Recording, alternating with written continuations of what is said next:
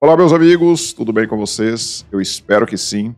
Nós chegamos ao final de semana, hoje é dia 19 de fevereiro de 2022, um sábado, e eu, de antemão, já desejo a você um ótimo fim de semana, que Deus abençoe o fim da sua semana e também abençoe o fim de semana da sua família.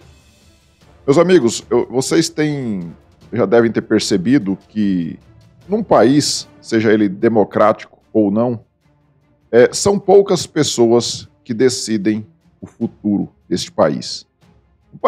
É lógico que num país que não tem democracia, ainda esse número é mais reduzido ainda, né? Aí são bem poucas as pessoas que decidem e eles mandam e você tem que obedecer caladinho.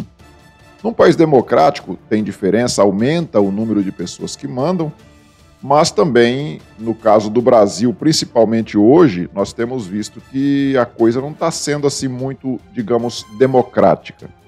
Nós temos pessoas que estão decidindo o futuro do país, inclusive que inclusive não foram nem eleitas, não receberam o voto do povo, o voto popular.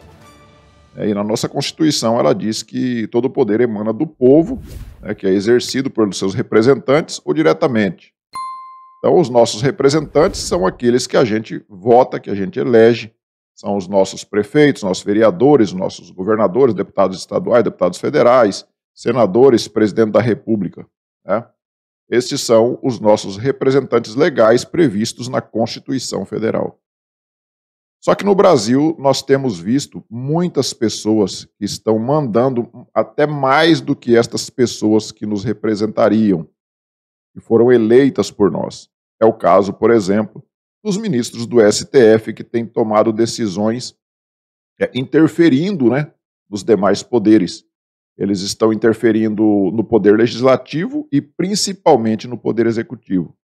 No poder legislativo nós vimos lá um ministro do Supremo mandando um senador, que é o Rodrigo Pacheco, presidente do Senado, abrir, por exemplo, uma CPI.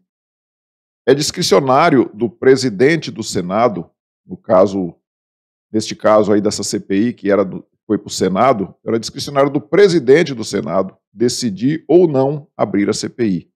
Ele não tinha que acatar uma ordem vinda do Supremo Tribunal Federal mandando abrir uma CPI, porque não cabe aos ministros do Supremo Tribunal Federal mandarem um outro poder fazer algo.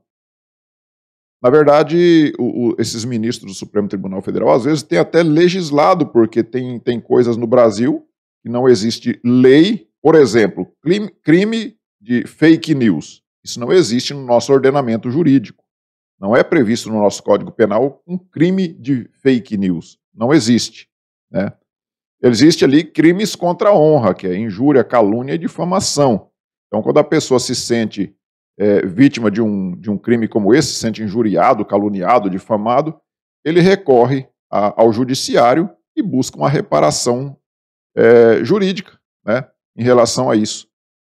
Mas aqui no Brasil, o nosso Supremo Tribunal Federal e também os ministros ali do TSE, que muitos são os mesmos do Supremo, eles têm feito das fake news, das famosas fake news, um crime pior do que muitos outros crimes que nós temos no nosso ordenamento jurídico, como, por exemplo, o tráfico de drogas.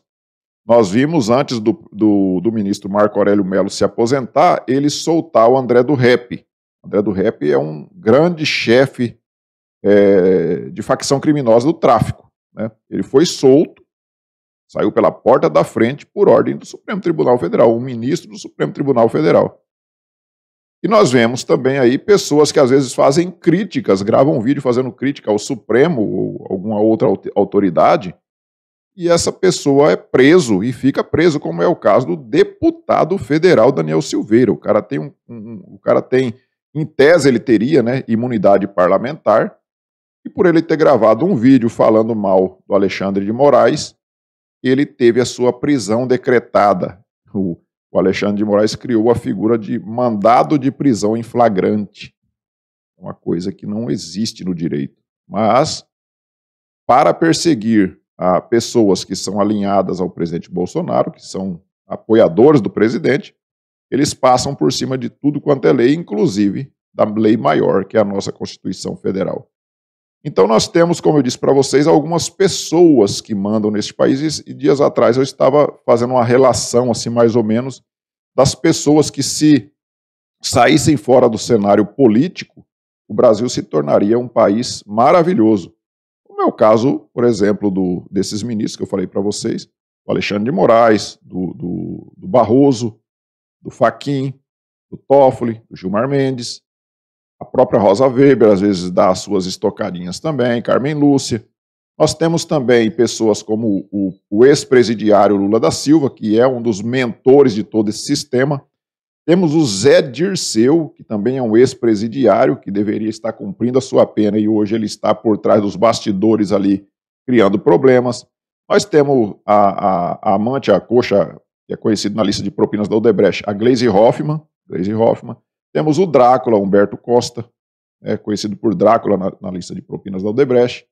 E nós temos, assim, se você for fazer uma lista, não passa de 20 pessoas que fazem com que se tome decisões. Temos lá também, não podemos esquecer, né, do Randolfo Rodrigues, do Renan Calheiros, do Omar Aziz, que comandaram ali, né, aquela CPI do circo, e vocês viram aí a dor de cabeça que esses caras deram, mesmo sem ter encontrado um crime sequer em relação ao presidente, mas eles colocaram aquela narrativa ali de que o presidente ia dar uma propina de $1 por dose para um cabo da PM, né?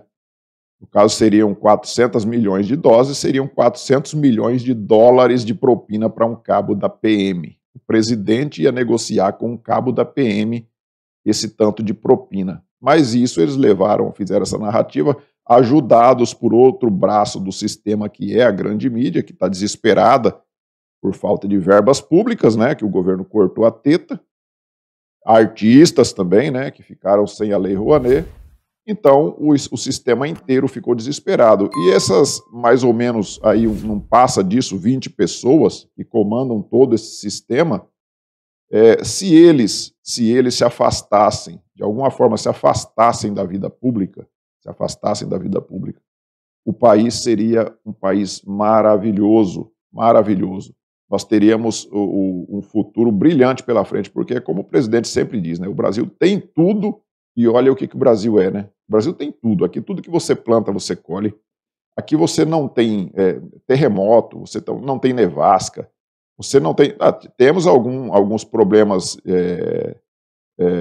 com chuvas, igual tivemos lá em Petrópolis. Não, isso é inevitável, né? Você ter um país desse tamanho e você não tiver nenhum problema, nenhuma catástrofe natural, como a chuva, excesso de chuva, por exemplo, é muito difícil a gente não ter. Mas, se for comparar com outros países, como o Japão, por exemplo, que é um país pequenininho, são as ilhas ali, e ali você tem terremotos, sempre você tem terremotos. Quando você vai construir um prédio, tem que ser construído apropriado para suportar terremotos. Você vai nos Estados Unidos, você tem as nevascas, né? Você tem furacão, direto você está tendo problemas naturais. E isso causa prejuízos enormes. Nós temos lá na Califórnia os incêndios, todos os anos temos incêndio na Califórnia. A Greta Thunberg, ela não enxerga isso, nem o ator lá do Titanic, né? E vive metendo o bedelho aqui falando da Amazônia, junto com a Greta.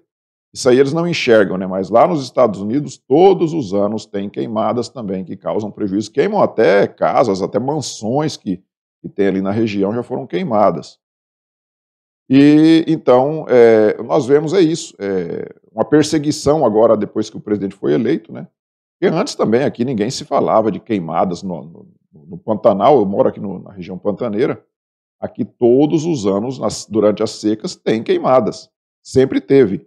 Lá na Amazônia, no estado do Amazonas, aqui também faz parte da Amazônia Legal, né? Mas no estado do Amazonas, Rondônia também, Acre, onde tem as florestas ali, também sempre tiveram queimadas. Mas a coisa só passou a ter importância agora, depois da entrada do presidente Jair Bolsonaro. Então nós vemos que os problemas eles são potencializados por essa gente, mas não com a finalidade de tentar melhorar o nosso país. Muito pelo contrário, isso é tudo pelo poder, né? Nós sabemos muito bem que essas ONGs que estão ali na Amazônia não estão preocupadas com o meio ambiente. Tanto é que se elas estivessem preocupadas com o meio ambiente, estivessem preocupadas com vidas, como eles falam, né, que são tão bonzinhos, eles estariam também no Nordeste, cuidando de pessoas pobres, que lá tem, onde tem a maioria das pessoas mais pobres, está localizada no interior do Nordeste. Você não vê falar em ONGs naquela região, né? Porque é uma região onde o subsolo não é muito rico, igual o subsolo amazônico, né? Talvez seja isso, seja essa a explicação. Mas, enfim, é um assunto assim que renderia muito tempo de discussão. Na verdade, eu deveria fazer uma live para falar sobre isso. Eu vou ver se eu consigo trazer um convidado aqui para a gente falar sobre esse assunto, sobre esse assunto das pessoas, das cabeças que comandam o nosso país, sendo que grande parte delas não foram eleitas por nós e que trazem tantos problemas para o nosso país. Nós vimos agora com a viagem do presidente, né? Eles não queriam, eles estavam criticando o presidente porque ele ia viajar para lá e a Rússia e a Ucrânia estavam naquele atrito. Eles não queriam, o presidente foi, a viagem foi um sucesso, e aí eles criticaram porque ele esteve lá vestido, calçando um coturno, né? Eu vi o pessoal da imprensa criticando o coturno do presidente, que não estava de sapato social. Assim como não tem como falar de mensalão, de petrolão, de bilhões mandados para ditaduras, eles falam então que o presidente queria comprar vacinas dando $1 de propina por cada dose. Então, é dose para leão você falar sobre os bastidores da política no Brasil. É uma coisa nojenta.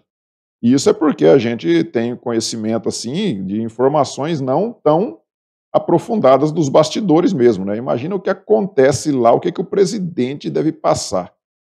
Imagina o que ele passa de pressão ali dentro. E eu vejo muita gente criticando o presidente, chamando ele de covarde, que ele não cumpriu as pautas que ele tinha se proposto a cumprir. É complicado. Então, nós temos agora para 2022, nós temos duas opções. Ou o presidente Bolsonaro, ou a volta do ladrão de 9 dedos, que todo mundo já conhece, a roubalheira que ele fez aqui. Ele está agora se vangloriando que na época dele o Brasil era melhor, que não tinha fome, que ele tirou do mapa da fome. É tudo balela, né? É tudo balela. Nós sabemos que a estratégia que eles usaram foi diminuir. Eles consideravam a pessoa pobre acima de uma renda per capita.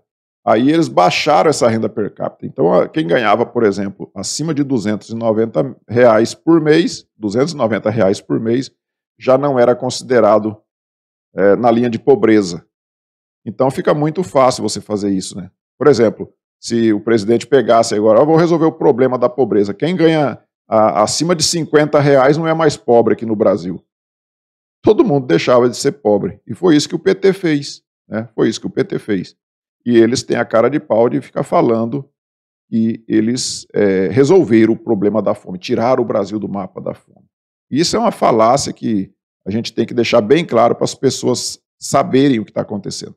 Então, meus amigos, eu peço a vocês que eu não ganho nada com isso, o meu canal nem monetizado ele é. Mas esse livrinho aqui, ó, quem puder, compre. É baratinho esse livro aqui, deve estar aí, sei lá, R$25, R$30. Compre e leia que vocês vão entender mais ou menos. Ele é uma obra de Eric Arthur Blair, mais conhecido como George Orwell. E esse cara aqui realmente fala muito aqui nesse livro, A Revolução dos Bichos. Comprem e leiam e vocês vão entender bem o que é os bastidores. Esse livro está muito atual ainda. Leiam e vocês vão entender mais ou menos o que eu estou falando. A Revolução dos Bichos, tá bom? Não sou o Barroso não para ficar dando dicas de livros semanais. Estou apenas falando que este livro aqui é sensacional, tá bom? Então eu peço a Deus que abençoe o final de semana de vocês, que vocês tenham aí muita felicidade nesse fim de semana e que nós nos vemos então no próximo vídeo. Mas antes também peço a vocês que se inscrevam no canal se não for inscrito, tá bom? Se inscreva, deixe também o seu like. Nós nos vemos então no próximo vídeo. Fiquem todos com Deus. Tchau.